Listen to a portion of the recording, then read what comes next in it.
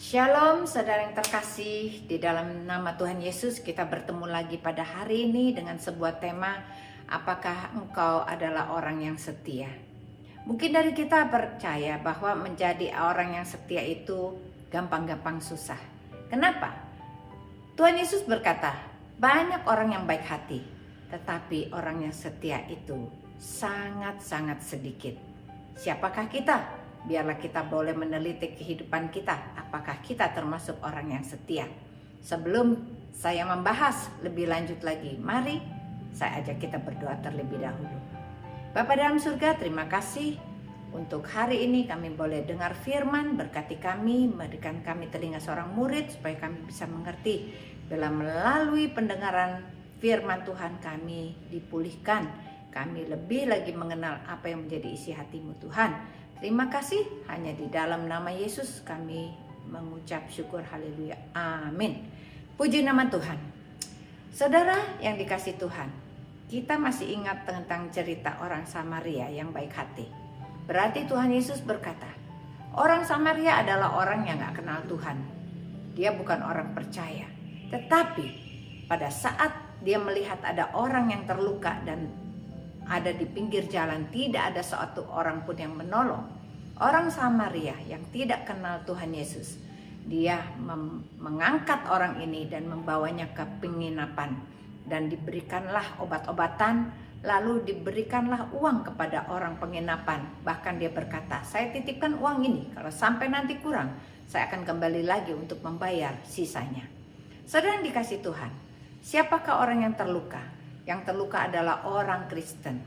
Orang itu dilewati oleh rasul-rasul, nabi-nabi, orang-orang Kristen yang lewat di tempat itu tidak ada yang menolong. Berarti kebaikan hati bisa terjadi kepada orang yang tidak percaya pada Tuhan Yesus. Tetapi Tuhan berkata, melebihi daripada kebaikan hati adalah kesetiaan. Mari kita baca ayatnya. Amsal 20 ayat 6 berkata begini, banyak orang menyebut dirinya baik hati, tetapi orang yang setia siapakah yang menemukannya? Mazmur 18 ayat 26, terhadap orang yang setia engkau berlaku setia, terhadap orang yang tidak bercela engkau berlaku tidak bercela. Berarti orang yang baik hati itu banyak di sekeliling kita, tetapi siapa yang setia? Hal yang pertama yang kita mau belajar tentang ke-10 karakter setia. Dari 10 karakter setia, sudah berapa karakter yang engkau miliki sebagai karakter yang setia? Karena Tuhan Yesus adalah Tuhan yang setia. Dia tetap setia pada saat kita tidak setia. Dia tetap menunggu kita dalam keadaan kita baik atau kita tidak baik. Pada saat kita hormat atau tidak hormat kepada Dia, Dia tetap menunggu dan mengasihi kita.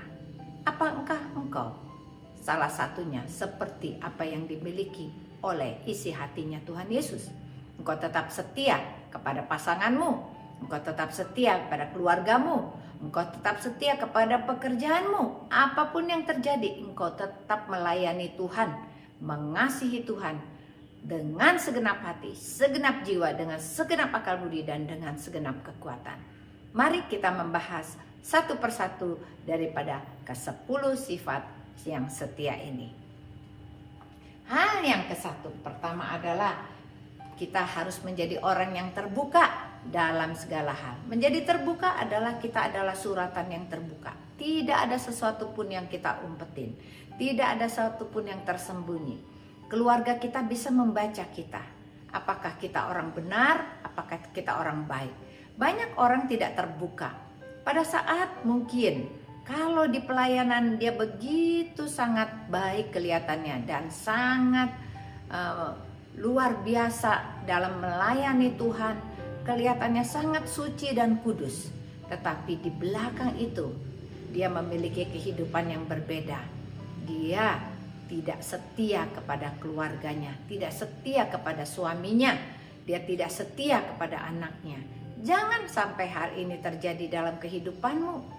Karena untuk kita menjadi suratan yang terbuka adalah sebuah effort, bukan karena kebetulan. Karakter setia adalah karakter yang dibikin, bukan dari sononya. Karakter setia adalah sebuah janji yaitu menepati semua janji-janjinya. Itu hal yang pertama. Kita terbuka dalam segala hal, tidak punya rahasia. Suami dan istri tidak ada rahasia apapun. Keuanganmu juga tidak ada rahasia. Bahkan nomor HP-mu, PIN-nya, suami pun tahu, istri pun tahu. Nomor rekening, suami tahu, istri pun tahu. Bisakah kita melakukannya supaya kita diberkati? Mungkin ini tidak bisa berlaku pada semua hal, tergantung dari pasangannya itu siapa. Kalau pasangannya itu tidak dalam Tuhan, kemungkinan masih bisa exception. Tetapi terbuka dalam segala hal berarti kita harus jujur. Kita harus jujur kepada Tuhan. Kita harus jujur kepada diri kita sendiri. Dan kita tidak boleh bermuka dua. Ini yang Tuhan maksudkan. Hal yang kedua, kita selalu bersama dalam keadaan sedih dan bahagia. Ini adalah sebuah janji perkawinan. Tidak mudah untuk sebuah keluarga, suami dan istri yang sudah berjanji bersama-sama, yaitu senang bersama, sedih bersama-sama. Banyak orang tidak bisa tahan dalam perkawinannya. Kenapa? Karena mereka melanggar janji perkawinan mereka. Kalau senang, mereka ingin bersama-sama. Kalau susah, mereka tidak bisa tahan untuk bersama-sama. Di dalam suami dan istri tentu ada seseorang yang mempunyai penghasilan lebih banyak daripada yang satu lagi. Kalau hal ini terjadi, apa yang terjadi? Jangan sampai ada pepatah, kalau ada uang abang disayang, kalau tidak ada uang abang ditendang. Supaya ini terjadi bagi seluruh keluarga, baik ibu-ibu, istri-istri yang mendengarkan daripada firman Tuhan ini, kita tidak bisa memandang rendah suami kita. Walaupun dia kekurangan penghasilannya, kita jauh lebih besar penghasilannya daripada suami kita. Kita harus tetap respect, karena janji perkawinan tetap harus ditepati. Walaupun engkau harus melaluinya dengan kerendahan hati. Biarlah hal yang kedua ini juga menjadi pegangan daripada karakter setiamu. Yang ketiga, bisa mengendalikan emosi. Hal ini sangat sulit, karena masing-masing merasa dirinya benar. Setiap orang merasa dirinya paling benar, orang lain yang salah. Tetapi tahukah, Tuhan Yesus berkata begini, tidak ada satu orang pun yang benar, hanya Tuhan Yesus saja yang benar. Dia adalah Tuhan yang tidak pernah melakukan kesalahan. Kita manusia, kita masih daging, kita masih suka terjerumus dalam dosa. Tidak bisa mengendalikan emosi akan membuat rumah tangga rusuh, membuat rumah tangga semakin panas. Bagaimana caranya menanggulangi emosi kita?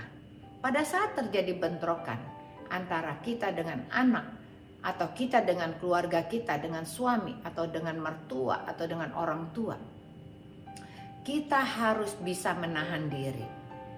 Tuhan Yesus seringkali dicemooh, bahkan dikatakan Beelzebul, bahkan dikatakan nabi palsu dan sebagainya. Apa yang dilakukan oleh Tuhan Yesus? Tuhan Yesus diam, tidak menjawab, tidak berkata-kata. Bisakah kita melakukannya? Walaupun kita merasa diri kita benar, tetapi biarkanlah Tuhan yang menjadi hakim atas kita. Kita selalu merasa, kenapa dia melakukan begini kepadaku? Kenapa dia melakukan begini kepadaku? Kenapa anakku kurang ajar kepadaku? Kenapa? Itu kan nggak benar, semua apa yang dikatakannya nggak benar. Ingat bahwa Tuhan adalah hakim daripada kita. Tidak usah kita membela diri. Tuhanlah yang akan turun tangan membela engkau dan aku. Biarlah ini karakter bisa kita pegang, kita bisa mengendalikan emosi dengan berdiam diri, dan kita hanya berdoa kepada Tuhan untuk mengampuni orang yang bersalah kepada kita. Hal yang selanjutnya, yang keempat, terbuka tentang perasaannya. Apakah engkau sudah terbuka tentang perasaanmu kepada suamimu? Jangan menyimpan kesalahan orang lain. Mungkin engkau adalah orang yang introvert, tidak bisa berkata-kata. Engkau menyimpan kesalahan suamimu 20 tahun yang lalu, 10 tahun yang lalu, 5 tahun yang lalu. Bahkan semua apa yang dilakukannya mungkin dia sudah lupa. Mintalah kepada Tuhan supaya Tuhan menjamah hatimu, supaya Tuhan melembutkan hatimu yang keras, supaya engkau terbuka tentang perasaanmu. Terbuka tentang perasaan adalah waktu. di mana engkau bisa bercerita tentang apa yang tidak enak, yang engkau merasa ini tidak benar, ini tidak benar, perkataannya salah, menyakiti hatimu. Pilihlah waktu. Pada saat, mungkin kalau ini suami istri, pada saat suaminya dalam keadaan baik, masih senang-senang, kita mulai bisa berkata, papi, dulu kayaknya papi berkata begini, sebetulnya itu tidak benar. Karena aku melakukannya atas dasar alasannya ke-1, ke-2, dan ke-3. Mungkin suasana demikian akan bisa menurunkan atau membasuh luka-luka di hati kita. Sehingga kita tidak lagi menyimpan sampah di dalam hati kita. Kita bersihkan. Karena menyimpan kesalahan orang lain adalah sebuah penyakit. Menyimpan kesalahan orang lain adalah engkau tidak memiliki sikap yang terbuka. Biarlah sikap terbuka adalah karakter setia yang harus kita jalankan. Kalau engkau belum, mulai saat ini.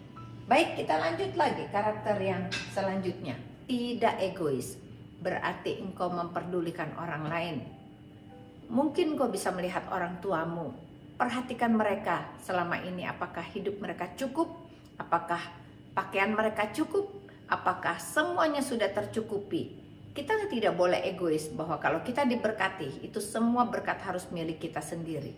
Kita harus melihat saudara-saudara kita yang masih kurang, yang masih minta diperhatikan, yang perlu perhatian dan kasih daripada kita. Supaya sikap tidak egois ini menjadi salah satu karakter yang setia. Tidak egois berarti begini, pada saat engkau memiliki berkat begitu banyak, makanan yang begitu banyak, pilihlah makanan yang enak-enak engkau berikan kepada orang yang lain. Jangan yang enak engkau simpan sendiri, yang tidak enak engkau berikan kepada orang lain. Itu sifat yang sangat tidak baik. Biarlah kita belajar dari sikap kita sehari-hari, supaya secara perlahan-lahan engkau diubahkan. Siapa yang bisa mengubahkan kita? Hanya Roh Kudus yang ada di hati kita bisa merubah sikap kita yang tidak baik menjadi sikap yang baik. Mari selanjutnya. Yang keenam, menerima orang apa adanya. Pada saat suami kita sehat, kita bisa menerima dia. Pada saat dia sakit, apakah kita bisa menerima dia? Apakah kita mau berkorban buat orang lain yang bukan seperti dulunya lagi? Keadaannya mungkin lain dan berbeda. Sikap kasih adalah sikap yang tidak pandang bulu.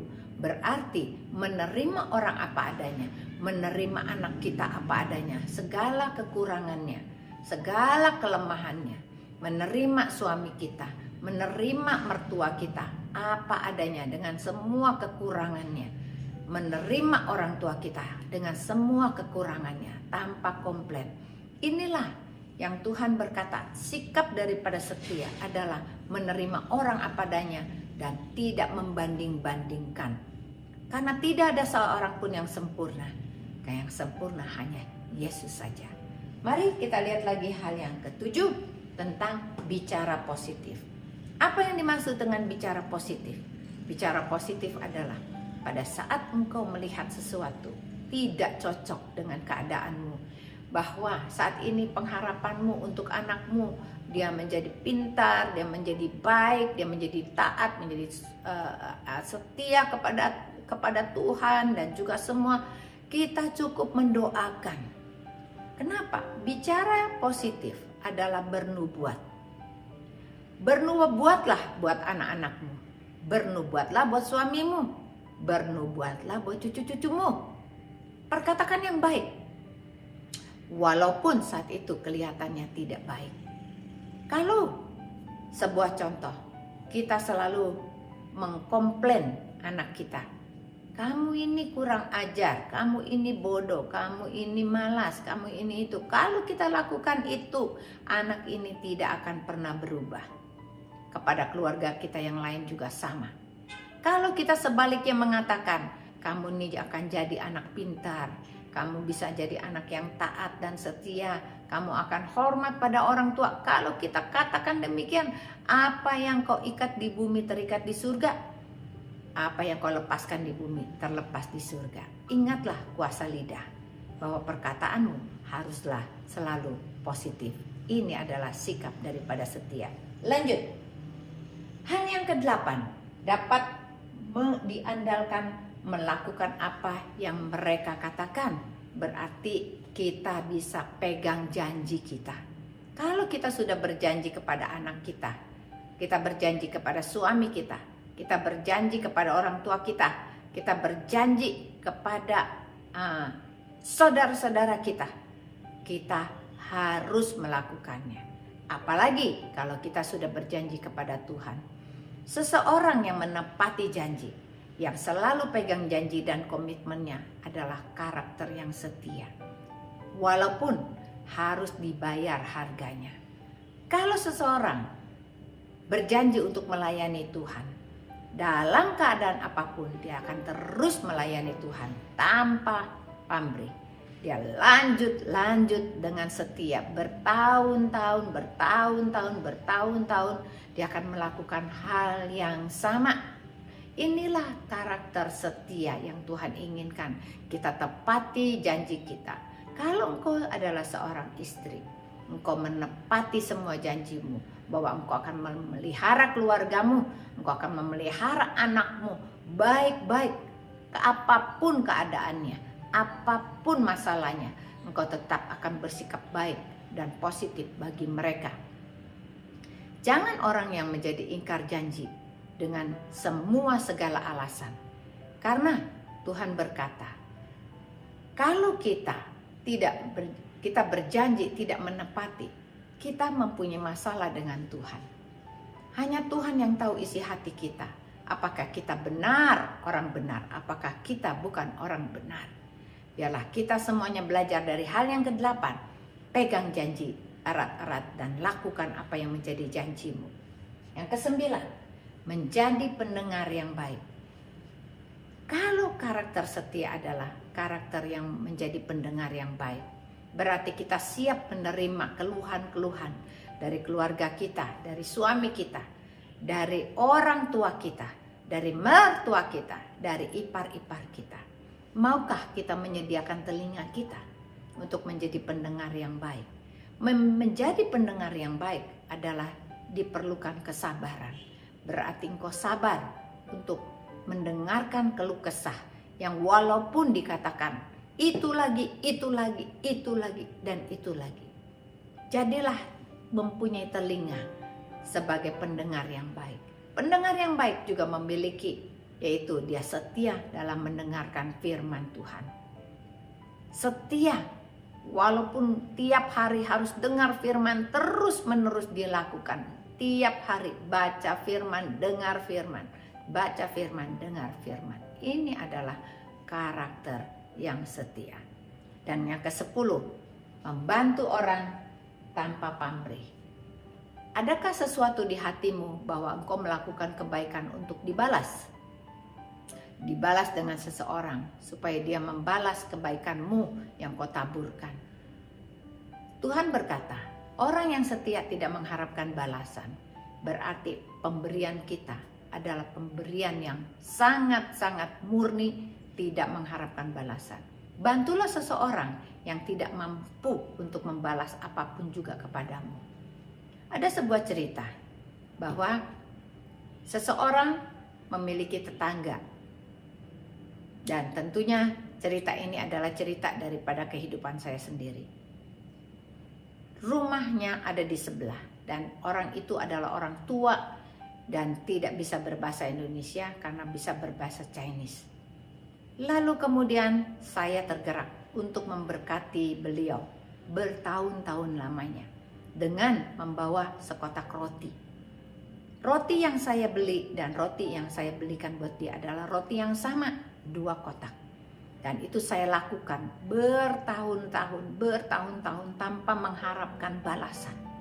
Apapun juga enggak. Saya hanya punya tugas memberi, dan memberi. Sehingga pada suatu hari saya harus pindah dari rumah itu dan saya pindah ke tempat blok yang lain.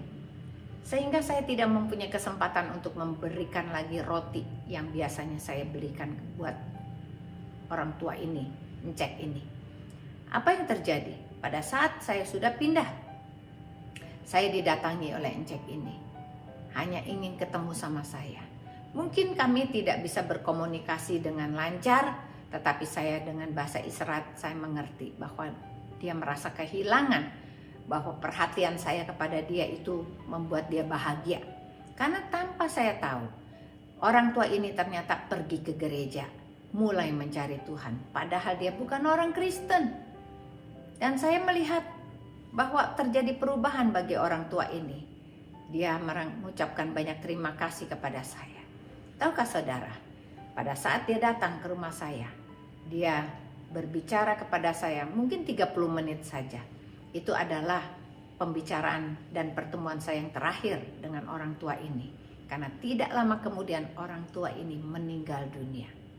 Bukankah kemurahan yang Tuhan berikan bagi kita lebih daripada benda, daripada harta? Tuhan sudah memberikan kepada kita nyawanya, memberikan kita semuanya. Tapi apakah yang kita balas? Kita tidak bisa balas apa-apa. Karena apa? Tuhan sudah mengasihi kita terlebih dahulu.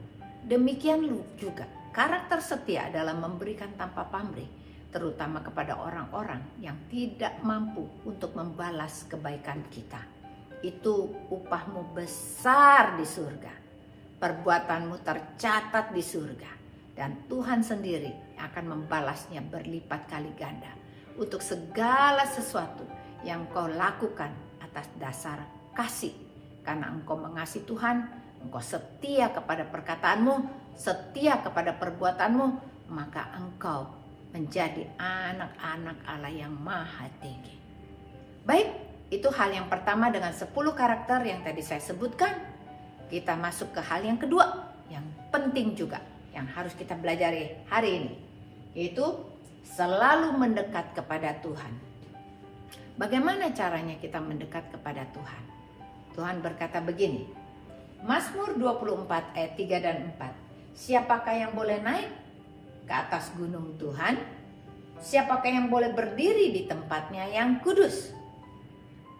Orang yang bersih tangannya dan murni hatinya, yang tidak menyerahkan dirinya kepada penipuan, yang tidak bersumpah palsu. Untuk kita berdekatan dengan Tuhan, kita pengen mendapatkan hadirat Tuhan setiap hari. Tuhan minta hati kita harus murni, tangan kita juga harus bersih dari perbuatan-perbuatan jahat. Bagaimana caranya? Ternyata Tuhan sudah memberikan caranya. Karena firman Tuhan berkata begini, Aku berdiri di depan pintu dan mengetuk. Barang siapa yang membukakan pintu, aku akan masuk duduk makan bersama dengan dia dan dia bersama dengan aku. Berarti Tuhan akan ada di hati kita. Pagi hari, siang hari, malam hari. Duduk makan berarti makan pagi, makan siang, makan malam. Bagaimana dengan perasaanmu saat ini? Apakah engkau merasa Tuhan begitu jauh? Kalau engkau merasa Tuhan begitu jauh, engkau benar-benar masih belum berdekatan dengan Tuhan. Kalau engkau menerima Yesus Tuhan sebagai Tuhan dan Juru Selamat, seharusnya Tuhan sudah ada di hati kita. Kita harus memanggil nama Dia pagi hari, siang hari, dan malam hari. Maka terjadilah komunikasi yang harmonis. Setiap hari Dia merasa dibutuhkan. Setiap hari kita menaruh hormat dan respek kepada Dia. Pada saat Roh Kudus itu masuk di hati kita bersama dengan kita, maka tugasnya adalah memurnikan hati kita, membersihkan hati kita dari sampah-sampah, yaitu kekotoran hati kita, kebencian kita, sakit hati kita, dendam kita, iri hati kita, rasa melankolis, mengasihi diri sendiri. Dan Tuhan membersihkan setiap hari. Bagaimana cara Tuhan membersihkan hati kita? Dengan membaca firman-Nya. Karena firman-Nya adalah air kehidupan. Baju yang kotor hanya bisa bersih jikalau kita mencuci dengan air yang bersih. Kalau baju sudah kotor, dicuci dengan air kotor akan bertambah kotor. Firman Tuhan adalah air dari surga yang akan membersihkan hatimu dari semua kekotoran-kekotoran yang ada di hati kita. Setiap hari, jikalau kita baca firman, maka firman itu akan bekerja di hati kita, membersihkan hati kita. Tuhan hanya bisa didekati dengan orang yang murni hatinya. Berarti masih panjang perjalanan untuk Roh Kudus bekerja di hati kita, membersihkan dan memurnikan hati kita, sampai kita berserah penuh kepada Tuhan untuk hidup kita dipulihkan. Karena barang siapa yang mencari wajahnya, hidup kita pasti dipulihkan oleh Tuhan. Baik, ini hal yang kedua. Dan hal yang ketiga yang harus kita belajar hari ini adalah kita harus hidup maksimal dan produktif. Apakah yang dimaksudkan dengan firman Tuhan? Hidup maksimal dan produktif. Kita baca ayatnya. 2 Timotius 2 ayat 21. Jika seorang menyucikan dirinya dari hal-hal yang jahat, ia akan menjadi perabot rumah yang untuk maksud yang mulia. Ia dikuduskan dan dipandang layak untuk dipakai tuannya dan disediakan setiap pekerjaan yang mulia. Kolose 2 ayat 23. Apapun juga yang kamu perbuat, perbuatlah dengan segenap hatimu seperti untuk Tuhan, bukan untuk manusia. Begini, hidupmu dan hidupku adalah seperti sebuah alat. Dan alat itu bisa menjadi alat yang mulia atau alat yang tidak mulia. Di dalam rumah kita ada alat-alat yang kita pandang setiap hari karena indahnya, menyenangkan kita. Ada alat-alat yang ditaruh belakang. Mungkin itu adalah pel dan sapu dan semua yang kotor-kotor di belakang. Tidak terlihat. Demikian juga hidup kita. Apakah engkau dipilih Tuhan untuk dikuduskan, untuk dipakai, untuk menjadi alat yang mulia baginya? Karena Tuhan sedang mencari kita, supaya kita menjadi alat kudus di tangan Tuhan dan menyenangkan hatinya. Saya memiliki cerita, dan cerita saya ini adalah sebuah penglihatan, sebuah mimpi.